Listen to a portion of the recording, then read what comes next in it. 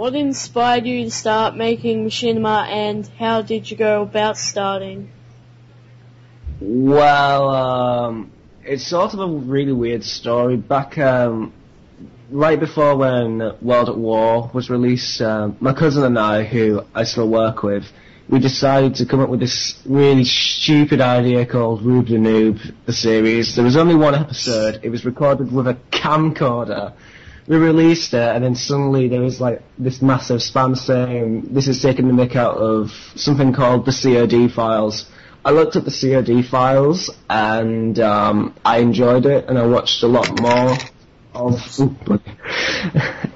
watched a lot more stuff on Machinima's channel, especially the RB and the Chief series. I got addicted to that for a while before having like this was around about 2 years ago, by the way.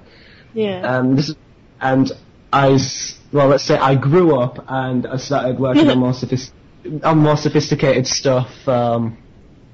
I really got into Spartan Beta, which is by Euphorian Films, which I think it's going to have a re-release this year. Mm.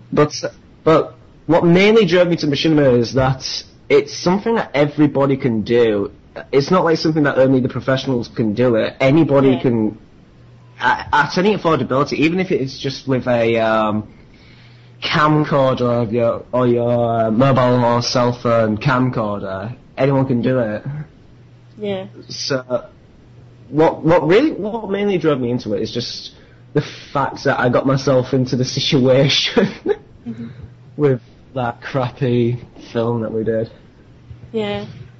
The next question. On average, how long does it take you to make a video, and how long after you make one does it take to get released to the public?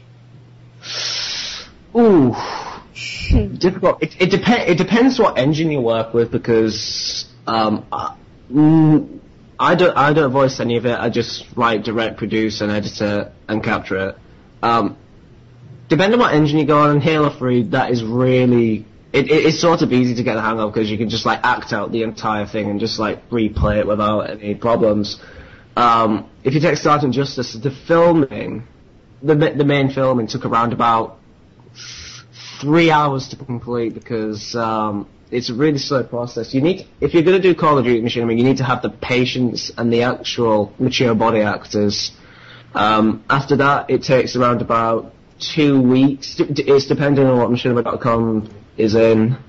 2 to 3 weeks to get released, and after that, people just come on and say, "Hey, I like your stuff. Hey, this stuff is absolute garbage."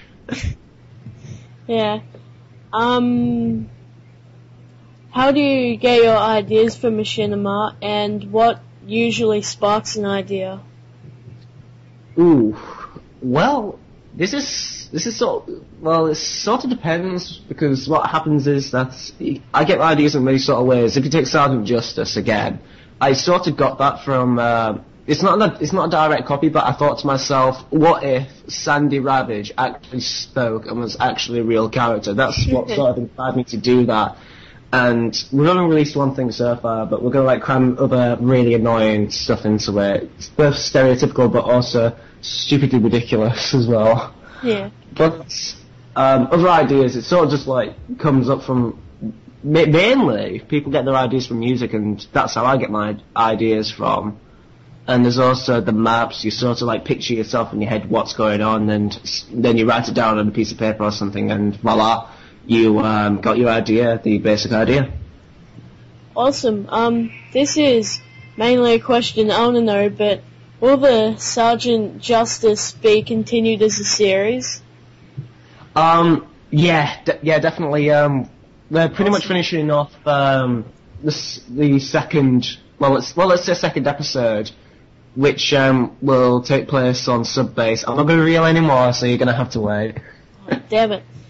That pretty much answers the next question, which was, is there any up-and-coming releases that we should know about? Well, I'm working on 2 other videos, but the main are going to be like channel exclusives. One of them is called Broken Inside, and it's a music video based on Broken Iris's Broken Inside. And the other I'm working on for hopefully Virtual Flicks. It's called Waiting, and it's also another music video, except it's proper royalty free. It's something that one of my voice actors did, and yeah, I thought to myself, quite generic, but sort of good for a music video. Yeah. If you can, could you give some advice to other machinimators on how to get their videos noticed by people? Well, mainly, I would say start interacting with the community more and more. I mean, the way I sort of like got the first set of subscribers is when I took the mick out of a troll. And that was back when I was at AbsoluteMachinima.com forum addicts. Now I'm on Virtual Flicks. Both of them, if you make like a really, really serious video, then put it on there, ask for constructive criticism, don't be a tactical noob, and, whatever advice you can get, you just, write it down saying, okay, this camera shot was really bad, so I know what to do next time. This guy, he's telling me that the voice acting needs to improve at this and that. The writing needs some more explanation. So, just take whatever advice you can get from other people that have more or less experience. Yeah. What kind of capture software or hardware do you use, and what have you previously used? Well, I've sort of used a variety of stuff. Well, previously, before my HD capture card, which is a Hop-Arch HD PVR, obviously, for most of people, I use something called a Pinnacle Video Transfer. It doesn't require any software to capture, it just requires a memory stick, and you can just, like, import it directly to your editing software. Now, I use an HD PVR, but the software I use is pretty much the same. I use Final Cut Pro, which is only available for Mac platforms, and to capture I use ITV, which is also exclusive for Mac platforms. HD PVR, anyone can get it, you get the installation CD, but the ITV software is going to cost you like slightly more, but it's definitely worth getting if you're a Mac user. It seems like a lot of that capturing stuff is mostly exclusive for Mac as well. Well, to be fair, it's sort of the stuff that you get because Windows, it's got like a lot of third-party software. You've got pretty much every single Steam game.